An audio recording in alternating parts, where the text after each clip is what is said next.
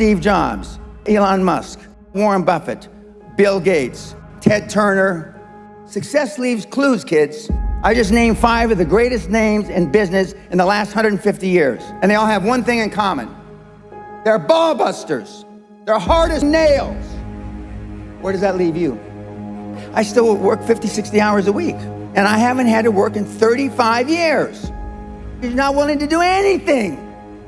You're not willing to sacrifice anything to be a high-performance person. I don't want to be like that. No, most people don't. I want to be liked. Yeah, well, see, you want to fit in. I'm the only speaker that you're ever going to hear that really, with all his heart, doesn't give a shit. If I leave here you liking me, I did something wrong.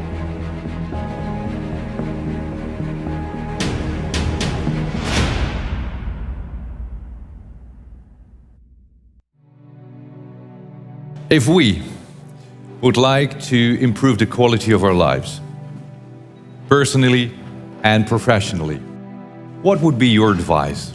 What can we do? What is most important? Well, the most important thing is self-esteem.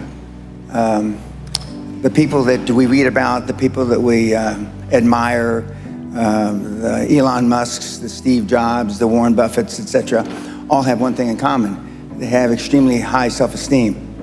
Of course, you've heard me say this before, self-esteem is built the first 7 or 8 years of life.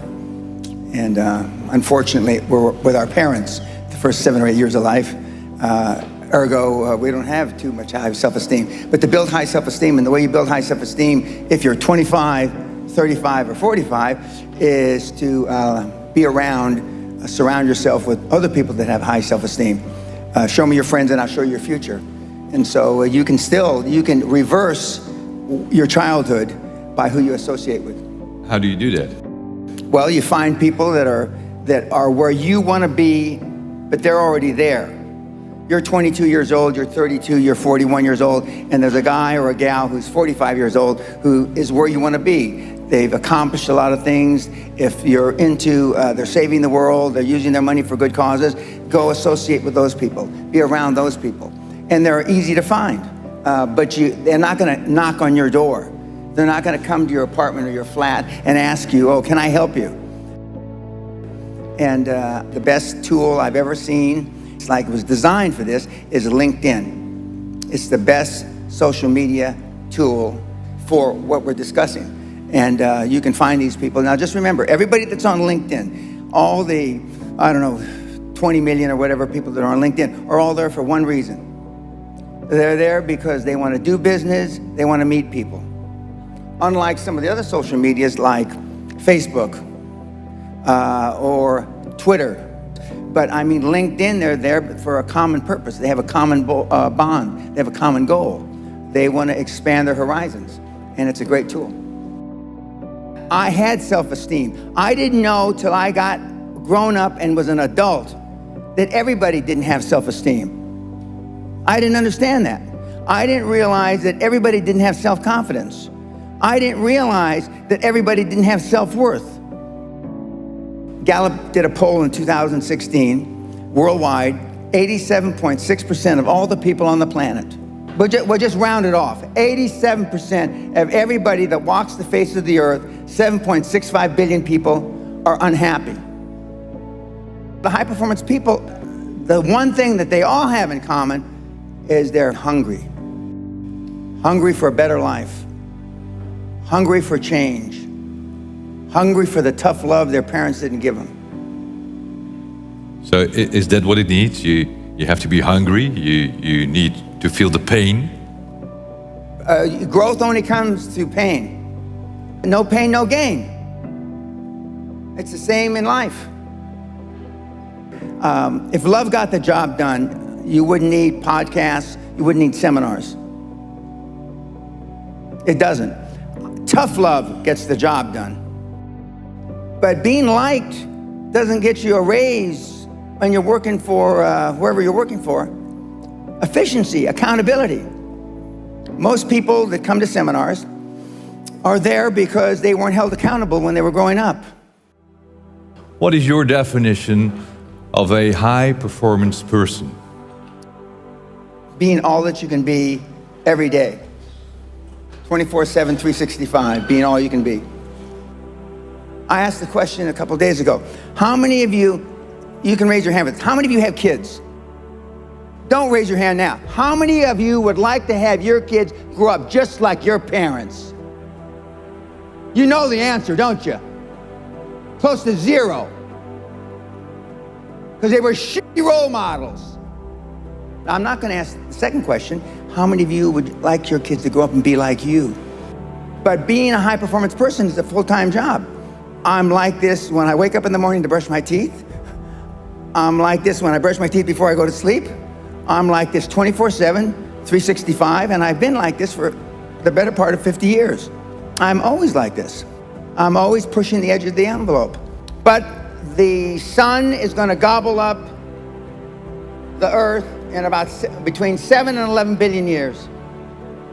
Although I'm planning on living a long time, I'm not going to live quite that long. But I just work hard. I don't know any other thing than hard work. And hard work is out of favor now. It just is. But I'm a dying breed. I'm a Neanderthal. I understand that. I'm sad to say that because I know it's a sad commentary for the human race. Because you're not willing to make any sacrifices to be high performance. I still work 50, 60, I don't consider it work. I still work 50, 60 hours a week. And I haven't had to work in 35 years. So the bottom line, you're not willing to do anything. You're not willing to sacrifice anything to be a high performance person. It sounds strange in hindsight. I found making $450 million easy. Easy. And I wanted to do something more with my life.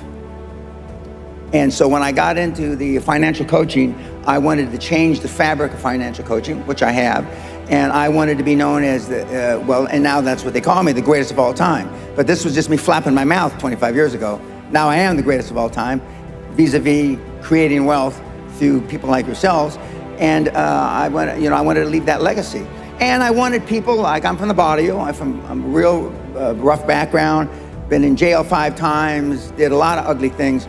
But I'm glad it happened to me because I know what the other side, like some of you have never been kicked in the teeth. I know what it is to be kicked in the teeth and my teeth be on the pavement. I know what that feels like. I know the humiliation. Forget the pain, you get over the pain. I wanted the poor kids to understand that they had a methodology, there was a methodology used by one of them that was once poor and got in a lot of trouble. You can do it if you want to do it bad enough. The operative part of that little description is if you want it bad enough. Muhammad Ali, arguably one of the greatest fighters ever, he was talking shit since he's 14, 15 years old, I'm the greatest. Before he ever had a professional fight. My father said, if you've got something in your mind, it should come out of your lips. The squeaky wheel gets the grease. And you've been taught all your life not to ask. You've been trained, keep your head down, don't embarrass yourself, don't embarrass the family, don't say things that may not happen. And I do just the opposite. I tell you to set goals beyond your lifetime. I tell you to set goals as soon as humanly possible. When kids come to me, they want to make 1 million, 10 million, and then when they've made 100 million, they say, Mr. Pena, we would have never, ever dreamt that we could create 100 million until we met you. You will never exceed your highest expectation. You will never exceed your highest, craziest thought. Never. That's a guarantee. But kids, you can have whatever you want.